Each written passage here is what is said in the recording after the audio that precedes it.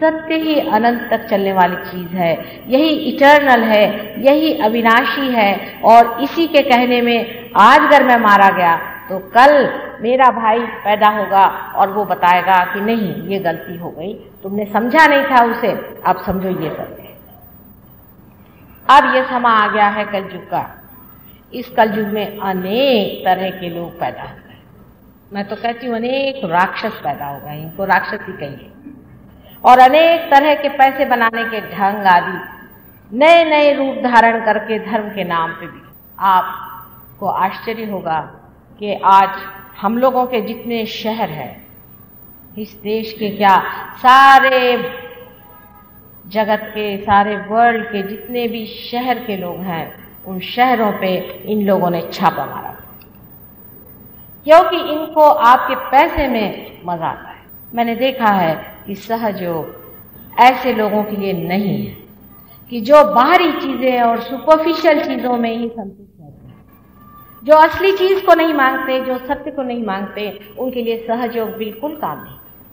ये उन लोगों के लिए है जो किसी हालत में भी सत्य ही का वर्ण करना चाहते हैं, ऐसे ही लोगों के लिए सहयोग काम करता है। इसलिए आश्चर्य की बात है कि मैं अभी गई थी राहुरी, हर एक देहात में आप लोगों से कम से कम 25 गुना ज्यादा लोग, कम से कम, कहीं कहीं तो मैं कहूँगी 100 गुना ज्यादा लोग एक जत्रा की तरह सहयोग के लिए तैयार है। और जब वो हाथ उठाते हैं तो ऐसा लगता है कि इन अनंत में बहने वाली ये जो चैतन्य की लहरियां हैं एक जैसे सागर बन के उमड़ रही। उन लोगों के जीवन में एकदम क्रांति हो गई, एकदम ट्रांसफॉर्मेशन आ गई। जब तक मनुष्य के जीवन में कोई भी ट्रांसफॉर्मेशन नहीं आता है तो बाहरी चीजों से संतुष्ट पाने वाले, जो बिल्कुल ही सतह पे रहने वाले सुपरफिशियल लोग हैं, उनके लिए सहयोग नहीं काम कर सकते। और इसलिए कोई दुख मानने की जरूरत नहीं कि हमारे यहाँ सहयोग में आज समझ लीजिए अगर 1000 ही आदमी है तो बहुत है, और 100 है तो उससे भी अच्छे हैं, और अगर 10 है तो बहुत ही बढ़िया बात है। ये इसका प्रूफ है कि यह सत्य है, क्योंकि कोई सी भी चीज जो असत्य होती है, जैसे प्लास्टिक ही हो, आपको अगर एक असली लकड़ी की कुर्सी बनानी हो तो आपको कम से कम नहीं तो 1 महीना लग जाएगा, लेकिन प्लास्टिक की कुर्सियां खट खट खट खट खट खट बनती हैं। प्लास्टिक के अगर फूल बनाने हो तो लाखों फूल खटखट बन जाएंगे, और अगर असली फूल आपको बनाने हो तो उसमें महीने लग सकते हैं। इसी प्रकार जो सत्य है उसको जब आपको जीवित करना है या उसको जब अपनाना है तो इस जीवंतता के लिए, इस लाइफ फोर्स के लिए आपको पता होना चाहिए कि समय लगता है।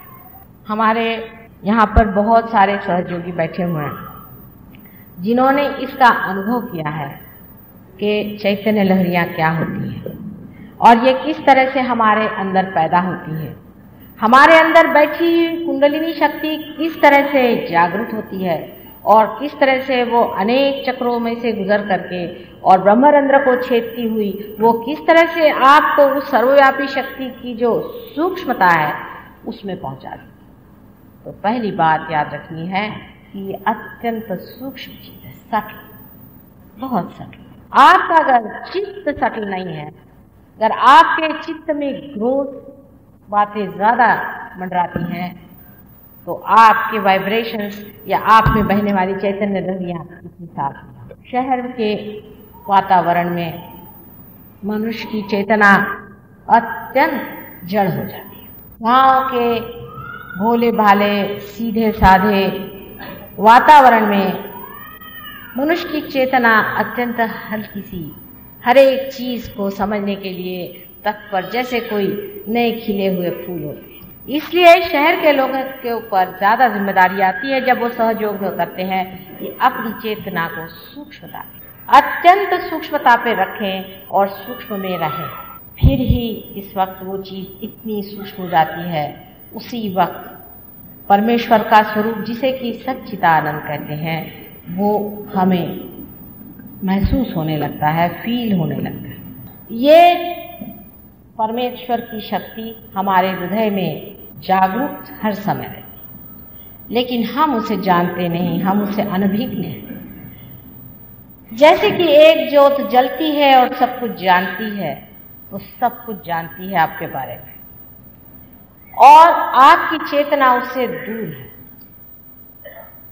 वो बाहर भटक रही है सारी चीज। इस चेतना को अंदर खींचने के लिए कोई न कोई घटना अंदर घटित होनी पड़ती है।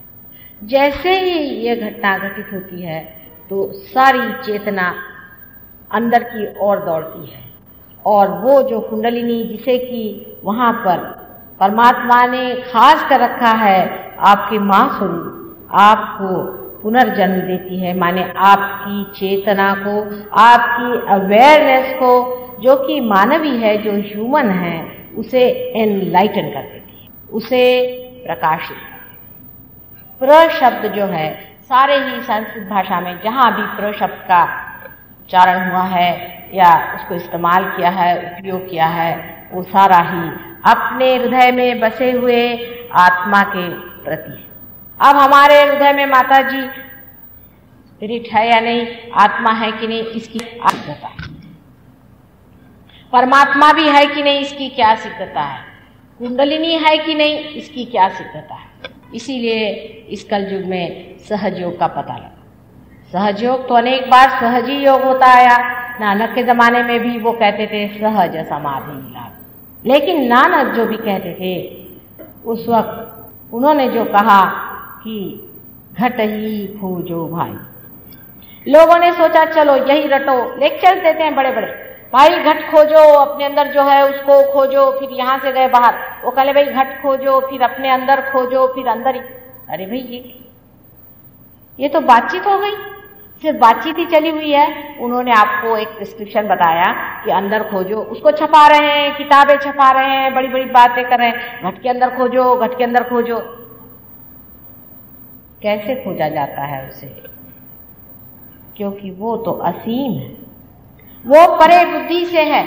जो अपने से परे है उसको कैसे खोजा जाएगा।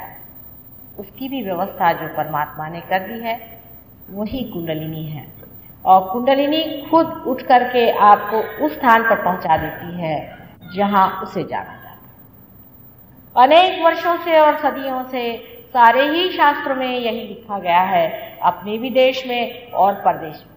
पर आजकल हम लोग इतने ज़्यादा मॉडर्न हो गए हैं कि हमारी जितनी भी पुरानी संस्थाएं हैं या पुराना जितना भी ज्ञान है उसे हमने छोड़ दिया, उसकी ओर हमारी जरा भी दृष्टि नहीं है। यहाँ तक कि कुंडलिनी के बारे में भगवान जाने पता नहीं कहाँ कहाँ से लोग ज्ञान इकट्ठा करते हैं। इतनी बड़ी एक किताब एक अंग्रेज ने लिखी है, अंग्रेज ने, और उसमें उसने कहा कि कुंडलिनी आपके पेट में होती। अब आप देख सकते हैं यहाँ पर, आप देखिएगा, अभी आपको मैं दिखाऊंगी कि कुंडलिनी का स्पंदन आपके त्रिकोणाकार अस्थि में होता है। जहाँ पे आपकी त्रिकोणाकार अस्थि है उस ट्रायंगुलर बोन के अंदर उसका स्पंदन होते आप अपनी आंख से देखिएगा। फिर आप कुंडलिनी का चढ़ना भी अपनी आंख से देखिएगा, और फिर साधक का अपने अंदर निर्विचार होना भी आप देखिएगा। इस शक्ति को पाने के बाद, जैसे हम अनेक जगह गए और आप जानते हैं अनेक जगह हमारे सेंटर्स हैं बम्बई शहर में, हमने जहां जहां ये कार्य किया है, हम देखते हैं लोग एक बार पार होने के बाद सोचते हैं बस पार हो गए, अब क्या मजा है।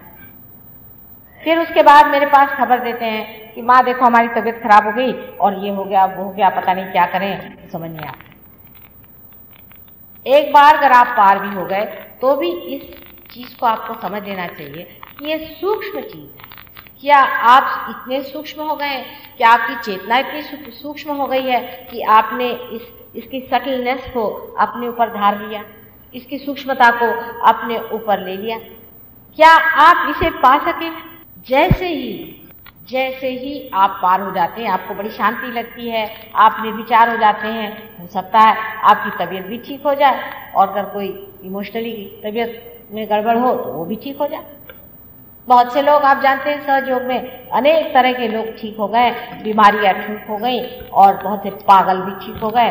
अभी हम बोरीवली गए थे, वो एक अंधे थे, वो देखने लगे, अभी आए हैं उनके यहाँ से लोग बताने के। लेकिन ये कोई महत्वपूर्ण बातें नहीं है कि आप दुनिया भर को ठीक करते फिरें।